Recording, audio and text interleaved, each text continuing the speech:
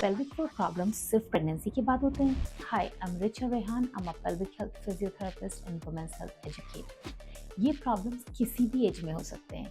Puberty, pregnancy, postpartum, menopause, kids, no kids, even if you have never been pregnant. Painful sex, छींकने या खांसने पे bladder leakage होना, low back pain, hip pain, that's your pelvic floor crying for help. So bro, single हो, relationship में हो, शादीशुदा हो, midlife crisis में हो, or you are just living your best life, अगर pelvic floor tight होगा या weak होगा तो body signal तो जरूर देगी। No matter it's a pain, bladder leakage, back pain, hip pain, कोई ना कोई sign तो आएगा।